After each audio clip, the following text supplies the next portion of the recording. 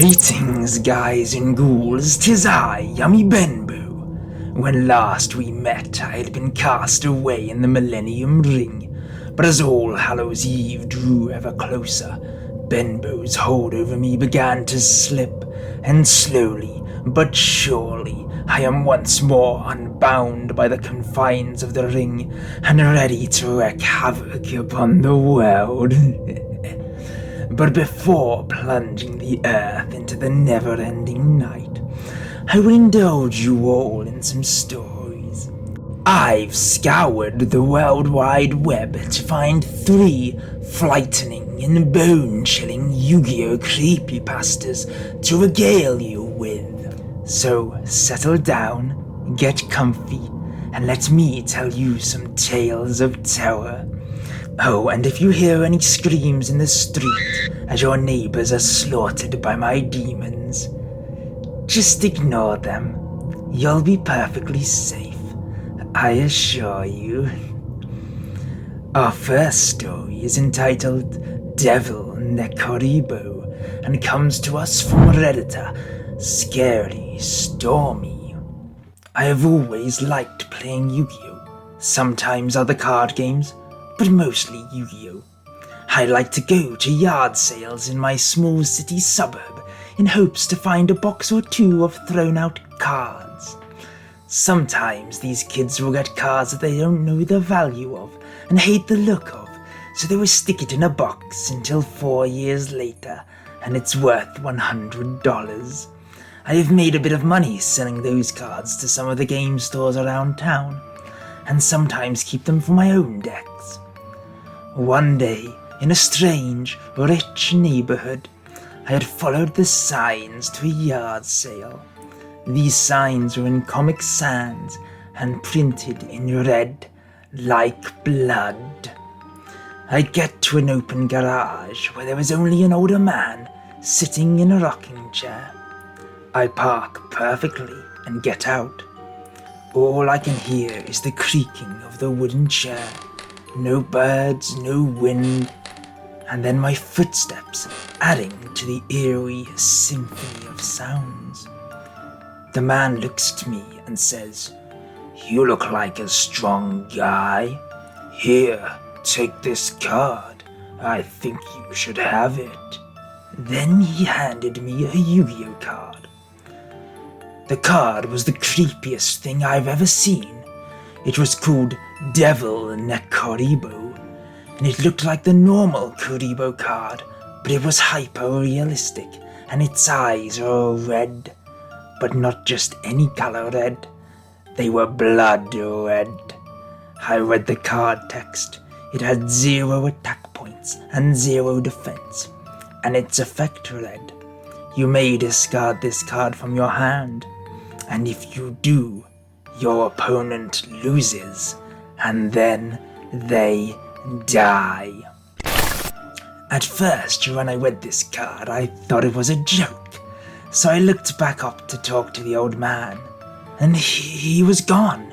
It was then that I thought, whoa, this has to be a really rare card, so I put it right into my dueling deck and left.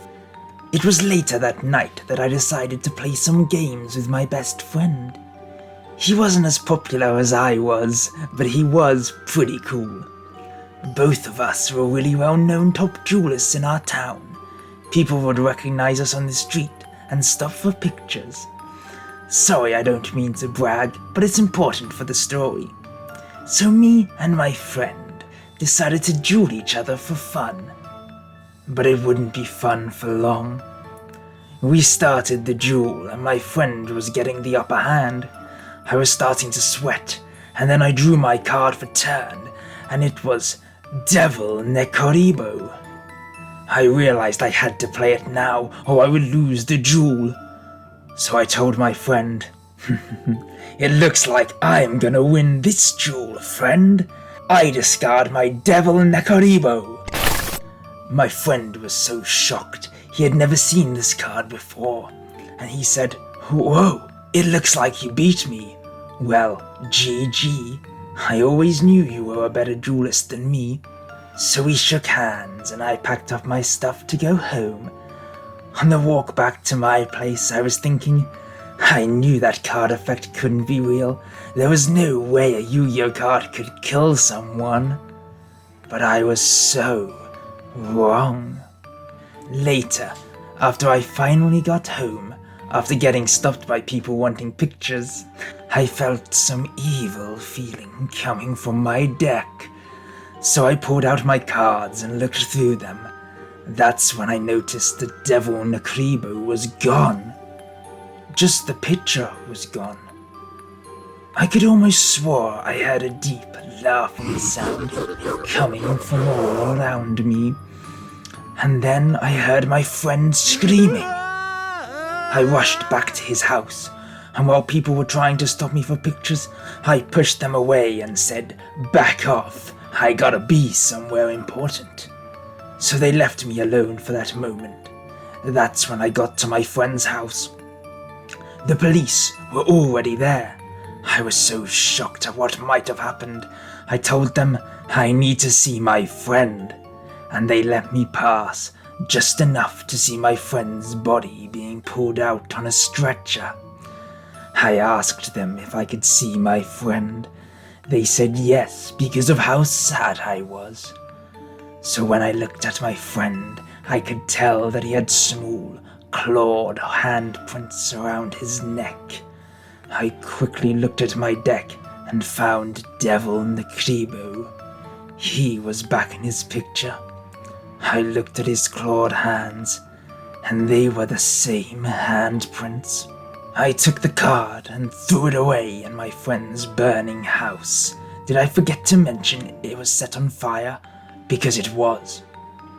The police asked me what that was, and I said, "A monster." Then I went home and went to sleep.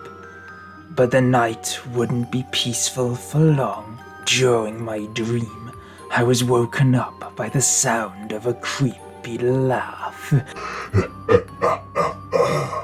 You didn't think you could get rid of me that easily, did you? I looked up to see the devil Nekuriboh at the foot of my bed. But this time, he was real. His blood-red eyes were staring at me with murderous intent. He said, "I am the eternal evil of this world. No one can defeat me. I am the devil." And I was so scared by the monster in the room, all I could say was, "What do you want?" He laughed and then said, "I want you to keep playing me. I need more souls like your friend. The souls of duelists will fuel me, so I can return from hell and rule over this world again." I asked, "And what if I say no?" He said, "You don't have a choice. Look at my card text." That's when I saw that the card text also said, "If you don't use this card in a duel, you will die." I was stuck in a contract with Devil Nekuriboh, but I couldn't kill anyone like my friend. The pain would be too much. So I told him, "No, I will never use you again."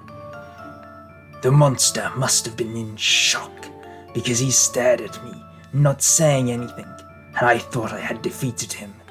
But then he said, "Then you will die." and he lunged for me. Then I died. Let this be a lesson. Never buy Yu-Gi-Oh cards from a yard sale.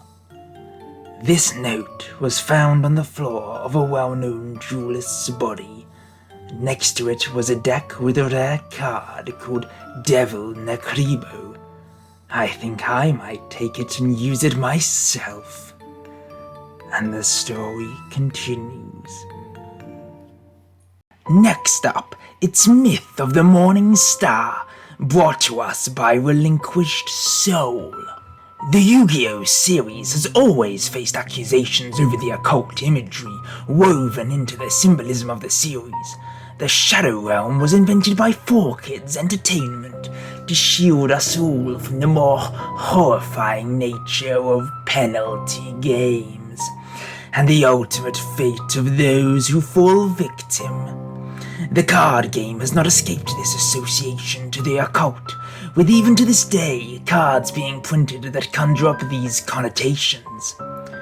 This is particularly true of many fairy monsters, such as Marshmelon and Waterpon, and also the Dark Lords, which have received new support in the recently announced Dark Lord of the Morning Star. This is not about the devil we know, however, but the devil we don't. A monster not sanctioned by Konami, an ominous rogue duelist, an elusive individual who appears to tap into these dark forces. You will not find them on any tourney report in any part of the globe, yet you may have encountered them, perhaps even seen them duel, but you will never have played against them. Everyone who duels the Morning Star is forsaken. Duelists have been disappearing without a trace, and it is believed that this supernatural duelist is at the heart of it. The Morning Star duels for keeps in penalty games, where the consequences are very real indeed. Be wary of duelists who propose conditions upon the loser when you haven't seen their deck or know them well. They have been responsible for multiple cases of disappearing duelists across the globe. There has emerged no clear pattern that could trace their movements. When you see a deleted YouTubing channel or notice someone has stopped coming to your locals without a word and never returns, consider whether they last played against a stranger before their disappearance. It may well have been the Morning Star. Facing him online does not make you safe, hence the disappearing channels. If they truly exist, the only explanations are paranormal or extraterrestrial. How can we protect ourselves from a duelist who can strike any place, any time?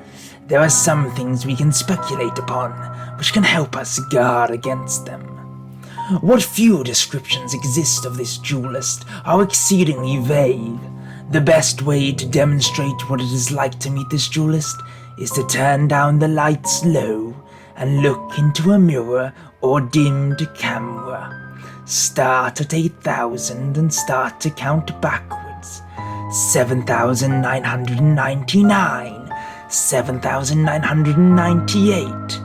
Eventually, you will notice a change in your appearance. The expression will shift and contort. There will begin to appear the features of a stranger you do not recognize. The Morning Star is described as exceedingly amiable, yet despite their pleasantries, has an exceedingly off vibe, an uncanny, not quite human quality. You can't look at them for long without experiencing headaches, dizziness, and tunnel vision. It makes them incredibly difficult to duel against.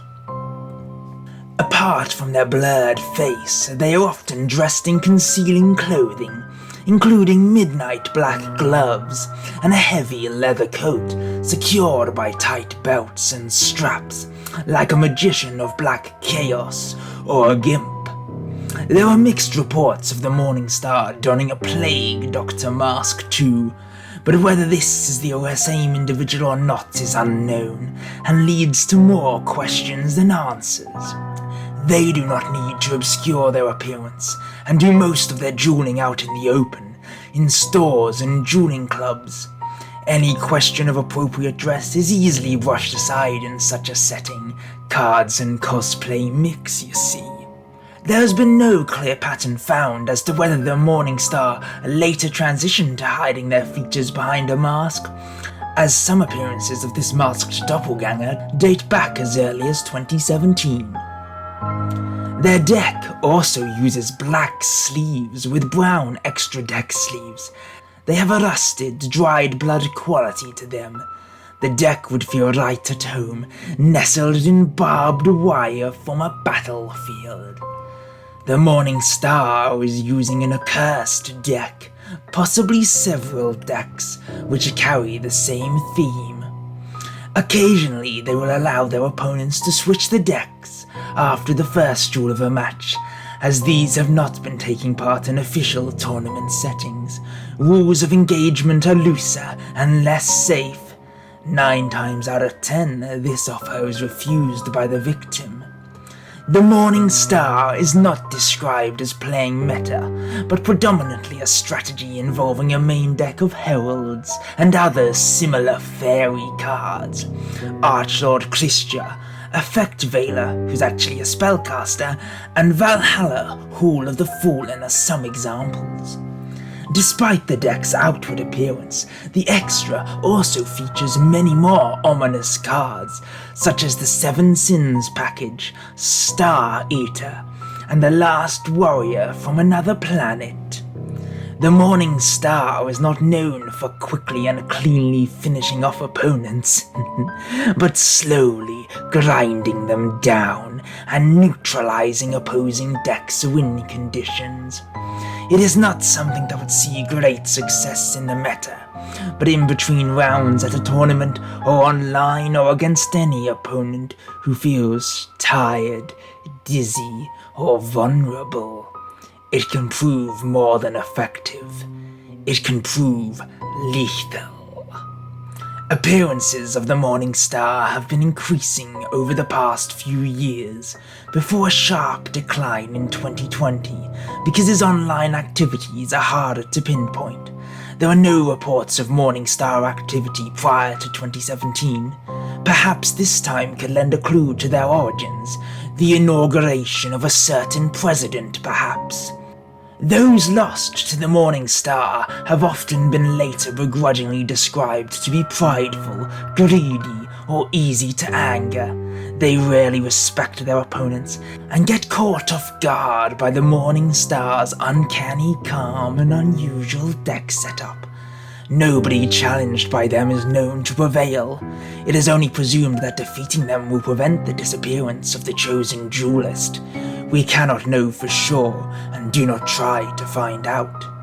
The Morning Star may be an avenger, where the punishments far outweigh the crimes, but some scattered bits of conversation have suggested there may be other motives. They often ask if the Morning Star has been seen around before. The answer is almost always no. Perhaps the Morning Star is erasing traces of their existence, like a time traveler or extraterrestrial might. Posts on the Morning Star have a habit of disappearing.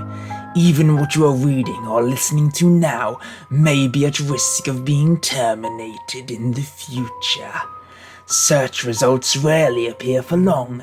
This obscurity disorientates any efforts to track them down or prove their existence. As previously stated, they are not known to participate in tournaments and have no known Konami ID. From what we do know, another possible lead mentions a car accident. The passenger was killed and the Morning Star injured. They therefore no longer drive. This might be an excuse to get lifts from unsuspecting duelists to isolate them from their peers. There is no car crash on record which matches, and the details over whether the passenger was killed or survived fluctuates between accounts. The identity of this passenger is unknown. No one has ever been found living or dead after a duel with the Morning Star. If they are an extraterrestrial abducting these duelists, it's possible the crash in question was not a car at all, but a spaceship. It is possible that the mask-wearing Morning Star is a more heavily injured alien that cannot pass for human. It may even want revenge upon the Morning Star, and could be hunting them down. Hence the question of whether duelists have seen them around before. Perhaps they did fall to Earth like Lucifer himself. Another possible lead is that the Morning Star will often ask the time and date, including the year. Some have thought they phase in and out of our reality, or can displace themselves in time within a limited area. This is another possible explanation for the masked Morning Star being an older or younger variant of the same being. The masked Morning Star will often appear at night in parks, walkways, and other isolated spots. yet somehow it can determine who or who isn't a duelist and single them out. Such events are understandably much more rarely discussed, as we only know of an incident where another person has been brought over to observe or been messaged about what has occurred. A victim will not immediately evaporate into thin air, they will struggle first, often appearing noticeably weaker and disheveled, sweating heavily, or going extremely pale. They will then seek out rest and solitude. If they fail to do this, they will begin to experience hair loss, nausea, and insatiable thirst. Eventually, they will achieve solitude even for an instant. And upon achieving this, they will never be seen again. Victims have gone into rooms and locked doors behind them.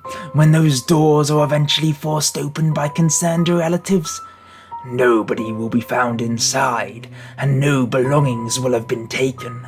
Lost without a trace. Do they end up abducted? The Shadow Realm? There are usually no clues from what is left behind them, though sometimes their deck box will be missing, along with the duelist.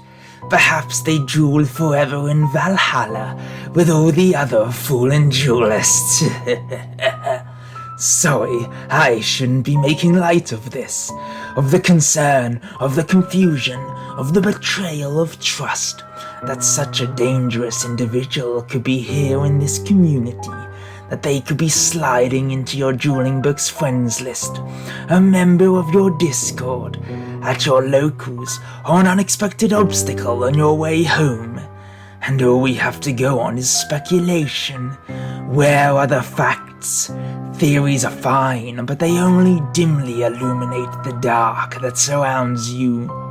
All you can really do is look over your shoulder, think on your duelist transgressions, and respect even the casual players. Or perhaps you should just banish this from your mind, leave things be, try to move on and just enjoy dueling. Feel like a duel, friend?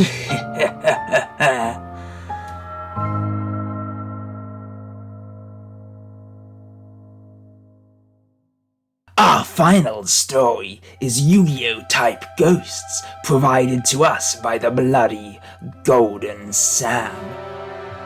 I've been playing the Yu-Gi-Oh! Card game for a good long time, and every now and then I do some research on new cards and archetypes. A couple months ago, I was looking around on the Yu-Gi-Oh! Wikia and found something disturbing. Apparently, Kazuki Takahashi tried to make a new type to be released alongside the Psychics. Ghost type. This might be the reasoning behind the joke in Yu-Gi-Oh! Zexal when Astral asks Yuma what kind of card a ghost is. From what I read, it was widely released in Japan, and only one pack series was released in the UK that was exclusively ghost type cards, Tombstone Ritual, and they were only in stores for about a month. There wasn't much reasoning behind it on the wiki, just that strange anomalies were happening around the places that a lot of ghost type cards were gathered, mostly tournaments and schoolyard dueling areas, I'm guessing. No other details. After a little more research, I noticed that most of the ghost types were either spirit cards or turned into zombie types later in pack releases. One card that caught my eye on the latter list was Ill Blood, which was released in Crossroads of Chaos. I myself owned one, so I was curious if the effect of the ghost type was the same. I didn't see the ghost type version on the wiki, however, since there was only a couple released in packs. It must have been an OT, I told myself. I eventually forgot all about it, being in school and all, but when summer break started, my interest was renewed. I searched eBay for a long while before finding something interesting. A bulk set of 119 cards, with a thumbnail being a Ghost Rare Ill Blood card, the kind released in the Tombstone Ritual packs, and not an OT as I had thought so earlier. After reading the product description, I learned that the bulk set was in fact the entire English set released in the UK, plus a few duplicates. There were no bids, and it was for only $2. With only about an hour left to bid, I clicked bid and raised it to $5, just to make sure those cards were mine. Strangely enough, despite the fact that there were 12 hours left on the bid, the screen changed to say, "Thank you for purchasing this item. Please proceed to check out." Now, I'm not a big eBay user, but I'm sure that when you bid, it doesn't automatically thank you for buying the item just for bidding, and that you'd be notified when bidding was over or if someone outbid you. Anyway, I shook off my strange feeling and continued to pay for the cards. Almost immediately after the purchase, I got an email from the seller. This is what it said. "Thank you so much for buying the cards from me. You have no idea how long I've been trying to get rid of them. I wouldn't be surprised if you sell them off again later on. Thanks again, though." At the time, I had no idea what he meant by that, but once I received the cards, I knew instantly. At first, everything was normal. Cardboard box, send label, tape. However, it took me a second to realize that the sender used red tape. Who uses red tape for a box, I wondered. I shook this feeling off too, assuming he ran out of regular tape. It can happen, right? So without another thought, I opened the box and sifted through the cards. As promised, they were either ghost-type monsters or their support spells and traps, and all had the cool number starting with TSRT, indicating that they were from the Tombstone Ritual Pack. Time went on from then. I made a deck and drawed a few people. I got a lot of complaints because my opponents thought the cards were fake. But since I mostly drew my friends, they didn't mind at all, and I didn't care. My best friend, who, for the purpose of security, we will call Samantha, was a perky blonde who was always trying to beat me, but never could, so long as I was playing my ghosts. The one card she dreaded was the one card I always seemed to be able to draw against her, Ill Blood. You see, unlike the zombie version released in Crossroads of Chaos, this ghost type was able to special summon itself from my hand if I controlled only one ghost type, and all cards on my opponent's side of the field were anything but. Samantha hated this, seeing as how I am very conservative with my monsters and never summon them unless I absolutely have to. She's always surrender at that moment, like she thought that if I attacked with Ill Blood, she'd never play again. This went on for a while until Sam got so determined that when I played Ill Blood, she didn't surrender, stating that she was going to win and finally conquer that son of a bitch. It concerned me that she referred to a card like it was a person, but I shook this notion off and won 2 turns later with a direct attack from, you guessed it, Ill Blood. That night, I got a call from Samantha's mother, saying she had slipped in her nightly shower and broken her neck. I was so... It's been a year now, and I still do not have a word for it. I didn't even want to go to her funeral and see her head still tilted at a funny angle. I decided right then and there I was gonna stop playing the game altogether, since playing it anymore would remind me of the time I saw her alive, yelling at my card, calling it a son of a bitch. Oh, what could she have meant by it? Now, for all of you weak at heart, I urge you, stop reading, stop watching this now. Still here? Then let's continue. The morning after I was told my best friend was dead, I woke up holding the Ill Blood card, but something about it had changed. Instead of it being ghost rare, it was colored in and non-holographic, but the name was a shiny, indented black, like the rares from Battle Pack Epic Dawn. The picture, instead of having a giant mouth and an eye in the center of its stomach, had a girl being sucked into the depths of its fat belly. Dee warrior lady, who everyone said Samantha looked like. The text had also changed too, to read, She's mine now, not yours. If you want her, you'll know what to do. I'm here, watching and waiting and watching and waiting and watching and waiting and waiting and watching you. I was officially creeped out. Never before had I seen a card like this. I knew it couldn't be a fake, because everything it needed to be real was in the place, and I've never seen a fake card with a battle pack-like naming or raving. Oh, I almost forgot. The entire front of the card was faded and eerie red, so I guess not everything was correct as it needed to be. I wish I still had it with me to show you, but what happened afterwards was just too much for me. The nightmares I had after Sam died got worse and worse, going from just a small night terror to full-on sweat and paranoia-inducing nightmares. The worst one had me chained down in a steel room, facing ill blood as he dangled Sam's decaying body in front of me. Each time she would swing towards me, another chunk of me would be taken by her long and almost claw-like nails digging into me. Now bear in mind, ill blood wasn't the only spook I had to deal with. Oh no, I knew he was only just the beginning. After a couple of days of being haunted by Sam, I started seeing other ghosts here and there, around the house, in my sleep, in my books, everywhere. By far, the one that scared me the most is the one I called the King. His card name was actually Universitas Rex, which translates to King of the Universe.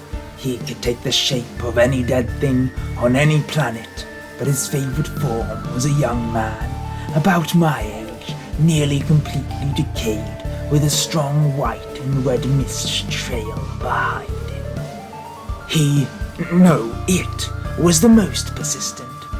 Even when I didn't see it, I knew it was there, behind me, watching. I can clearly remember not putting its card in the deck because it was too hard to look at. I guess that was my punishment, having to either look at or smell it, always. But something else dawned on me around the same time. I found one sole picture of the pack art for Tombstone Ritual.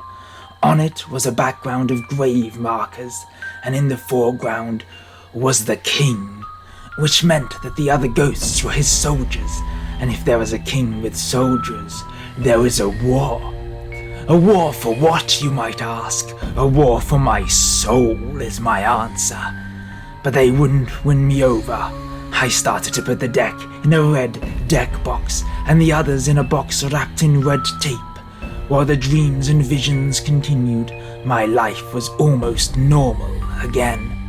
However, one day after school, I found my box opened and all the cards scattered across the floor. Wave after wave of pure negative energy flowed through me, pulsing with my blood. My head was splitting with pain. I was brought to my knees. You will bow before the King. A voice rang inside my head. I forced myself to look up, and standing there was the King. His face held an evil smirk, and he started to look more and more like me, just see-through. The war has only just begun. You think you're the only one we are after? How foolish. I realized in that moment that the ghosts weren't just after me. They wanted everything I had, all that I loved and cared for. I tried to stand, I tried to defend myself. The king just laughed and stepped through me, Ha ha ha ha ha! sending a shiver up my spine. I blacked out shortly after. In my dream, the ghost army was assembled before me, bowing. I looked around them with pride, believing I had conquered them, finally. Even the infamous ill blood kneeled to me. My joy was short-lived, because a row of soul reflectors, a ghost-type support card, stood before me. Their mirrored sides showed me who I was, what I was. The skin came dripping off my face like water. I stood tall and proud in a black robe with a golden crown resting on my head. My empty eye sockets stared soullessly back at me. I was the king. I woke up in a hospital, hooked up to an IV bag and a vitals sensor. My parents were standing over me. They told me about how 3 more of my friends died while I was out, 2 in a car accident and 1 in a break-in. Needless to say, I was crushed. The ghosts had taken another group of friends, and nobody else knew it but me. I'm sure you say, why not tell anybody about this? My answer? You're right. I'll just tell them that my friends are dying because a box of haunted trading cards are sitting in my room. Let's see how fast they put me away in that nice little white room with a jacket that makes me hug myself. When I got home, I decided to do some research for the first time. As it turns out, from what I found on a deeply hidden forum post on a site I have long since forgotten, when the ghost-type cards were printed, 3 of Konami's workers fell into the press. Those 3 have still not been named, but it is rumored that one of them was a murderer, explaining the rest of the souls haunting the cards. I tried to get a hold of the person who had posted this information, hoping to find out more. However, I soon found out that he or she had deleted his or her account about 2 years prior. As you could probably assume, I was annoyed to no end. I was left with little information, an army of spirits haunting a set of cards, 4 friends dead, and the guilt of an apparently hefty medical bill on my parents. I figured there was only one thing left to do. I had to destroy the cards. My first attempt was to cut them into bits. That only made things worse, as the ghost began to multiply in my dreams tenfold. So I thought I should burn them. Also not good, because the morning afterwards I found all of the cards neatly stacked to my computer, with ill blood and Universitas Rex on top. I contemplated sending them through a few wash cycles with some heavy-duty bleach, but decided against it, as if it worked I'd be stuck cleaning the machine out for days. I kept trying and trying and trying to rid myself of the curse for 3 months. Out of option, out of luck, and out of the will to go on, I tried one last desperate act to save myself. I made an eBay ad. I advertised the entire 119 card set of Tombstone Rituals with some duplicates. I set the thumbnail as a ghost rare ill blood. I set the starting bid price at $2. I prepared the cardboard box with red tape. When I saw that someone else had bid for $5, with about 12 hours left of hope for me, I ended the auction immediately and sent the buyer an email. Thank you so much for buying the cards from me. You have no idea how long I've been trying to get rid of them. I wouldn't be surprised if you sell them off again later on. Thanks again, though. I sent the cards off to the buyer the same day. I was free, finally free. That night, I had the best sleep in months. No nightmares, no king, no dead friends. Just darkness. Just how I like it. Forever darkness. Spine-chilling for sure. Thank you for indulging in my indulgence. Even as I speak now, the world outside your window lies in ruin. Your passivity in listening to spine-chilling stories provided me all the time I needed to lay waste to your puny planet. Do not be disheartened that everyone you've ever known is gone. You'll be joining them soon enough.